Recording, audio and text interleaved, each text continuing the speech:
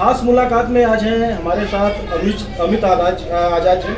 आपको हम बता दें, चंद्रशेखर आज़ाद जी जो एक ऐसा नाम जिसको कभी भी भारत के लोग और भारत की मिट्टी भुला नहीं सकती है।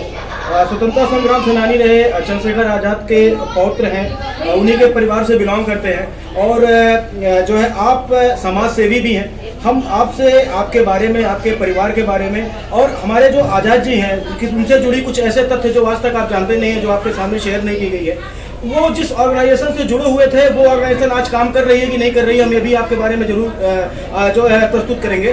सर, आपका द अर्थ न्यूज़ इंडिया में बहुत बहुत स्वागत है। जी, आपका मैं भी बहुत बहुत नमन करता हूँ, जगत को भी नमन करता हूँ। आप अवध क्षेत्र में आए हैं, आप जो हमारे मेहमान हैं, आपका बहुत बहुत स्वागत है। हमारी मिट्टी पे आपका कदम पड़ा, हमारी मिट्टी भी धन्य हो गई आज। सर, हम जानना चाहेंगे कुछ परिवार से जुड़े हुए तथ्य जो आज तक हम लोग किताबी पढ़े हैं, हम जानते नहीं हैं, जो हमको बताया गया, जो हमको सिखाया गया, हम लोग वही जानते हैं। कुछ जरूर ऐसी चीज़ें रही होंगी कि जो आज तक सबके सामने आई नहीं है।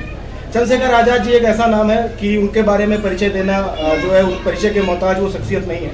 आप थोड़ा सा जरूर कुछ हमारे दर्शकों को बताइए सर। देखिए, आपने एक ऐसी बात कही है कि अनसुना को बताना है। जी, तो अनसुना तो मैं यही कह सकता हूँ कि सभी भारतवासियों ने चंद्रशेखर आज़ाद जी की शायद ब्लैक एंड वाइट फ़ोटो देखी होंगी, ये मैंने आज तक कभी कहीं नहीं बताया।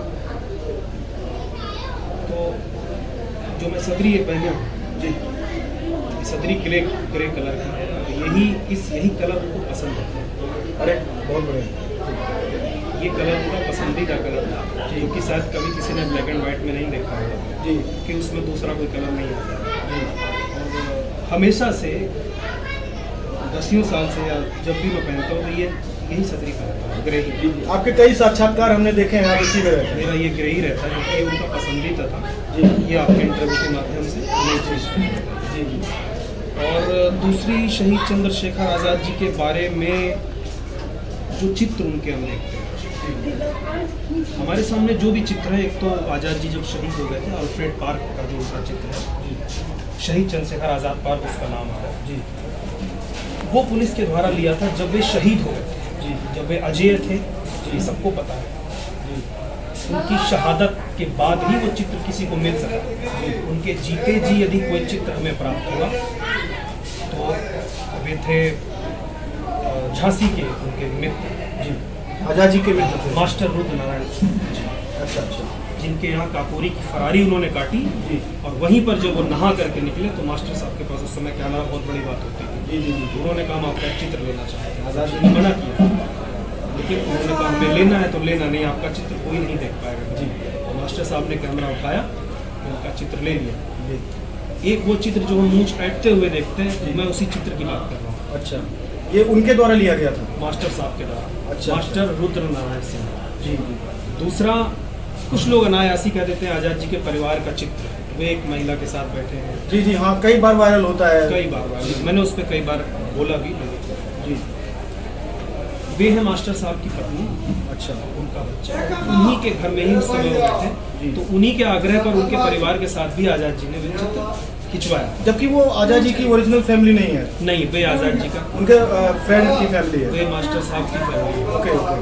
और वो वहीं का वाक्य है झांसी का, तो वहीं का वो चित्र है। तो ये दो बातें हैं। बड़ा महत्वपूर्ण तथ्य आपने बताया और कुछ कन्फ्यूजन हमारे दर्शकों की और जो है किताब की कन्फ्यूजन आपने दूर की। अभी एक जो है कुछ NGO से हम देखते रहते हैं, आप जुड़े रहते हैं, कुछ NGOs में आपके अखबारों में हमने देखा है, आपके बारे में पढ़ा है। और अभी जो ऑर्गेनाइजेशन उस समय चलती थी, आज़ाद जी ऑपरेट करते थे, जब महात्मा गांधी द्वारा असहयोग आंदोलन में कुछ इनके और उनके बीच मिसअंडरस्टैंडिंग्स हुई थी, कुछ क्लियर करेंगे सर? उस ऑर्गेनाइजेशन की स्टेटस आज को लेके क्या है? देखिए, मिसअंडरस्टैंडिंग की बात अगर मैं करूँ, एक बड़ा ही, लोग तो काकोरी कांड कहते हैं, लेकिन वो भारत का बड़ा सुनहरा अध्याय का जी।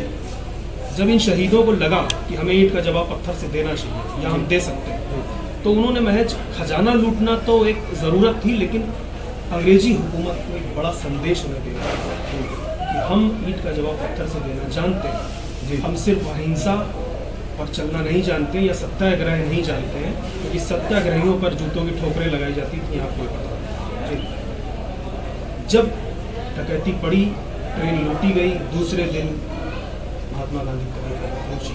जी उन्होंने कहा हम जब अंग्रेजी हुकूमत ने उनसे कहा जी कि आप तो सत्याग्रही हैं, तो अहिंसावादी, ये युवक क्या कर रहे हैं, उन्होंने कहा हाँ, ये हमारे देश के कुछ सिरफिरे युवक हैं, इनसे हमारा कोई नहीं है। बस यही वो पल था जहाँ से शहीद अलग, पहले चंद्रशेखर आजाद जी भी महात्मा गांधी की जय बोलते थे, भारत माता की जय और महात्मा गांधी की जय एक साथ बोलते थे, लेकिन यहीं से दोनों की राहें अलग, नरम और गरम दल यहीं से बने और शहीदों की यहीं से राहें अलग हो गई। एक सर प्रश्न है हमारा कि राजनीति और चंद्रशेखर आजाद जी उस समय और आज कुछ कनेक्शन है सर? चंद्रशेखर आजाद जी को राजनीति के अखाड़े में लोग ले आए, बात अलग है, और चंद्रशेखर आजाद जी ने तो कभी किसी प्रकार की राजनीति नहीं की। वो एक अलग बात है कि कोई उन्हें चुनावी मुद्दा बना ले या अपने प्रचार का माध्यम बना ले, वो अलग की बात है। दूसरा, यदि कोई सच्चे हृदय से उनके बारे में कुछ करे या जो उनकी विचारधारा था उसको लेकर के चले, तो उसे हमें राजनीति नहीं माननी चाहिए। अभी वो ऑर्गेनाइजेशन और आप लोग एनजीओ के थ्रू और छोटे छोटे ऑर्गेनाइजेशन के थ्रू अभी क्या कर रहे हैं सर? आप लोग कुछ नया अपडेट है?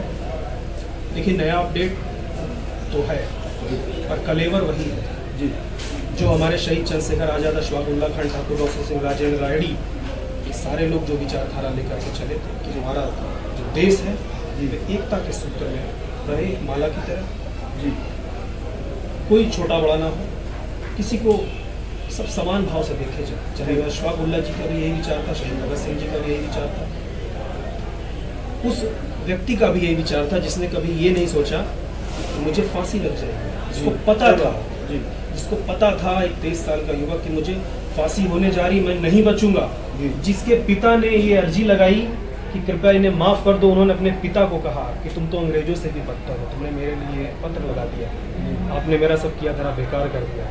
वो भगत सिंह है, उनकी विचारधारा, और वो चंद्रशेखर आजाद जो सदरी की एक पॉकेट में गोली लेकर के घूमते थे और कहते थे कि ये भी वो गोली है, जब मैं घेर लिया जाऊंगा, जब मुझे जगह नहीं मिलेगी तो ये गोली मैं अपने मारूंगा, कोई दूसरे की गोली से मैं नहीं मारूंगा।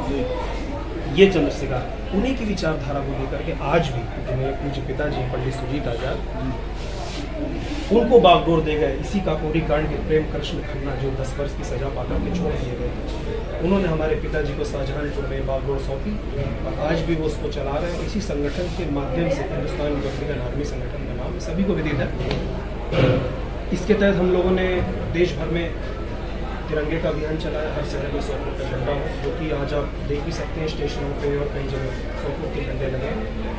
भारतीय रेल के ऊपर, अगर इंजन के ऊपर समस्त देश में आप तिरंगा देखते हैं आगे, तो वो इसी HRA के थ्रू ही लगाया गया। HRA ने ही रेल मंत्री को पत्र दिया, माननीय सुरेश प्रभु, और उसने कहा कि ट्रेन पर तिरंगा अंकित होना चाहिए। ये तो बहुत बड़ी बात है। अगले ही 2 महीने के अंदर माननीय रेल मंत्री जी ने आदेश कर दिया, पहले बैच में 10,000 इंजनों के तिरंगे लगे, और आज की डेट में मुंबई की लोकल से लेकर के दक्षिण भारत की रेलवे में भी आप जाएंगे तो तिरंगा हर इंजन पर लगा होगा।